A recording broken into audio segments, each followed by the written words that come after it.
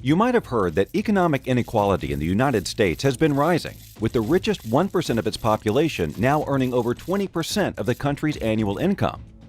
Actually, inequality in the USA is much higher than in any other developed country in the world, including the United Kingdom, Germany, Japan, Australia, or Sweden. But why is this a problem? Well, the vast majority of economists and international organizations have concluded that high inequality is bad for an economy. One reason being that it limits opportunities for people with lower incomes to get the education and tools needed to boost their productivity and generate economic growth.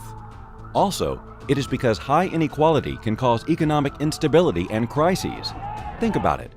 For an economy to function properly, you need consumers to buy the goods and services being produced, or businesses would go bankrupt. But it's not like the very rich are going to buy 1 million pair of shoes or 1,000 watches. Instead, they lend a large part of their money to people who get into debt to finance their consumption. Now, this mechanism works as long as people pay their debts. Since goods and services are being purchased, new loans can be issued and the cycle is repeated. However, it is vulnerable to situations where people become unable to repay increasing levels of debt, in which case the cycle breaks, money stops flowing, many businesses downsize or go bankrupt, and you get an economic crisis.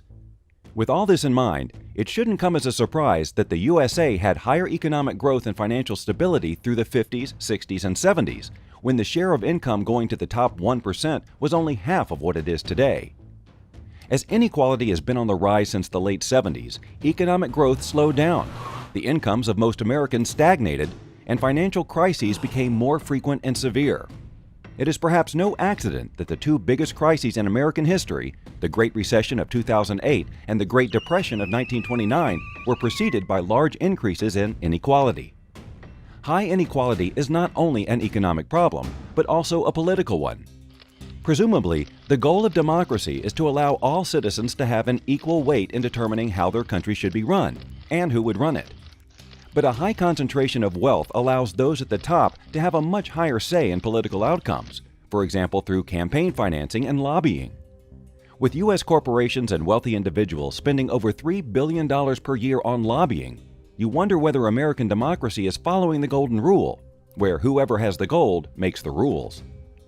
Another worrying consequence of high inequality, especially in times of crisis, is that it tends to generate social tensions and frustration, which can be channeled in dangerous ways, such as racial discrimination, xenophobia, and even violence. Now, I know what some of you may be thinking. If inequality is just the result of some people working harder than others, isn't it just fair? Well, that would be right, except for the fact that a big part of the story behind the recent rise in U.S. inequality has nothing to do with some people working harder or more efficiently than others. Instead, it resulted from a change of rules in the economic game that is benefiting only a few at the expense of the majority.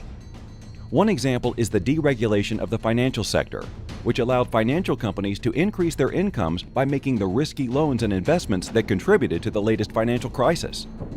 Another example is the tax cuts that the very rich have enjoyed every now and then. These tax cuts were supposed to be an incentive for the wealthy to make more investments and stimulate the economy, but this didn't happen at all, while the lower taxes meant less resources to invest in infrastructure and social services. Other examples are the steep rise in CEO compensation, the rising cost of healthcare and pharmaceuticals, and the rising cost of education, none of which show a relationship with improved performance. So it seems pretty clear that high inequality is a serious problem for the U.S. because it hurts its economy, taints its political system, and exacerbates its social tensions. What is less clear is what can be done about it, though reforming the way the economy is run, controlling the influence of money in politics, and ending persistent discrimination would definitely be steps in the right direction. Now the question that remains is, will the American people do it?